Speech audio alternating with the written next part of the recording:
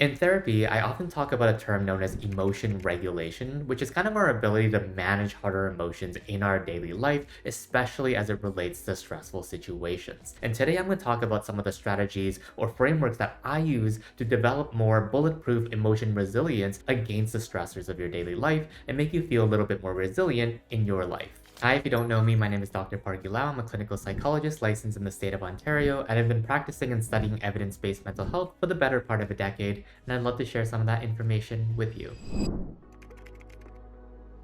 So when I think about cultivating emotional resilience, I think about three different components as part of a broader framework to make us feel more bulletproof in our everyday life, which is our emotional vulnerability, our emotional reactivity, as well as our emotional recovery. So let's talk about what each of these terms mean. So emotional vulnerability is kind of like the baseline of which we operate in our daily life. So imagine, one version of you who got a good night's sleep, is doing well in their lives, and everything's kind of just generally pretty chill. You can imagine that your emotional vulnerability is going to be pretty low. You're going to feel pretty resilient to daily stressors because you're like, I kind of got everything feels pretty good. On the other hand, the version of you who maybe slept in, didn't get a really good night's sleep, maybe was late for work and things haven't been feeling so good recently, you can imagine that version of you is more likely to be stressed out whenever something comes up. So this then also lends to emotional reactivity because we can imagine we were going to be a lot more reactive when a stressor happens if we don't feel like our cup is filled to be able to water out the fires of our lives. So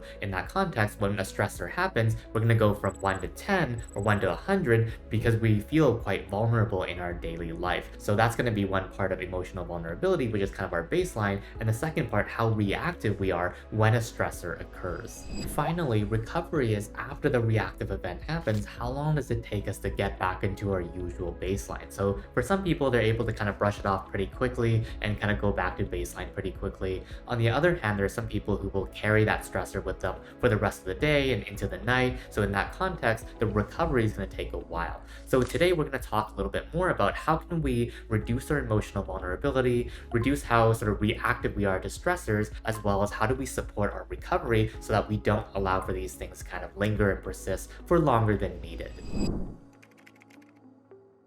So in terms of emotional vulnerability, the main strategies that I find quite helpful is to do daily things in our lives that either accumulate positive emotions or build a mastery. So what this basically means is that accumulating positive emotions could be literally anything that you enjoy doing. Like it could be reading a book, it could be going to a salon or going for a massage, it could be getting your favorite coffee, it could be spending time with friends, whatever kind of floats your goat. As usual, whatever kind of feels like it gives you that sense of pleasant activity can be a great way to incorporate a little bit more joy and happiness and satisfaction into your life.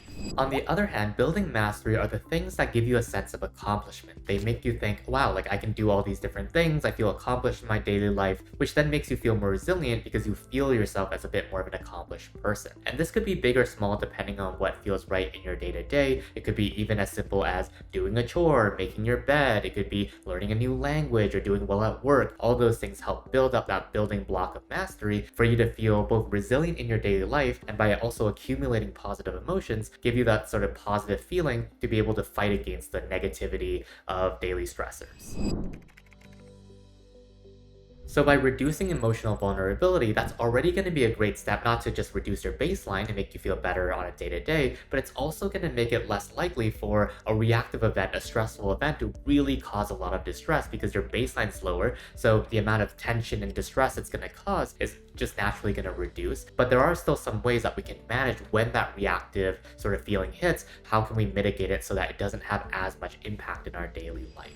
And one great strategy that can be employed is the use of something called cope ahead, where essentially you're basically coping ahead by thinking about what are some stressful situations down the road that I can predict, and what are some things that I can do to manage that situation as best as possible. Like for example, maybe you have a job interview coming up, or a presentation, or you're meeting with the in-laws for the first time. What are some things that you can do or anticipate ahead of time to manage your distress as well as possible? Maybe you prepare for the interview a little bit more, or you plan out how you might react to if an in-law asks you about something that you feel like might be a bit sensitive. Whatever that is for you, that can be a helpful way to manage yourself and ground yourself well enough so that when the stressful thing happens, because life is full of stressors, that you're a little bit more prepared, so your reactivity is going to reduce. And when you are in the middle of the emotional storm in that crisis situation, some strategies that can be helpful, number one, would be to stop in the moment and almost like take a physical or mental pause and do your best to engage in some sort of strategy that can be helpful to reduce the distress. Maybe it's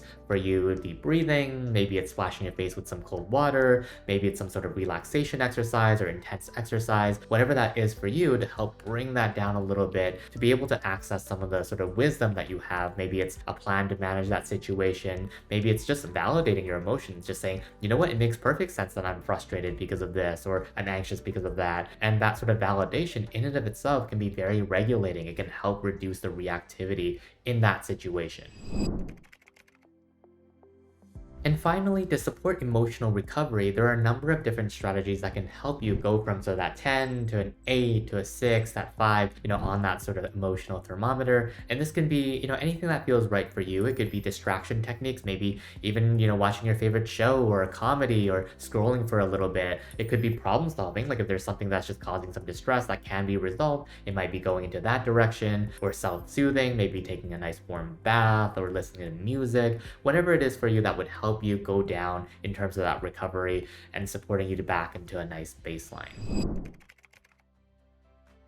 So one thing that I would encourage is to really think about where you might be finding the most difficulty. Is it the vulnerability piece? Is it the reactivity piece or the recovery piece? And decide what strategies could be most useful for you to precisely navigate you through this framework for you to feel a little bit more resilient in your day-to-day. Anyway, I hope you found this video helpful in starting to cultivate a little bit more emotional resilience and start filling your cup so that the fires of life aren't as dangerous and impactful for you. Otherwise, I hope you have a wonderful day, and I'll see you in the next one. Bye-bye.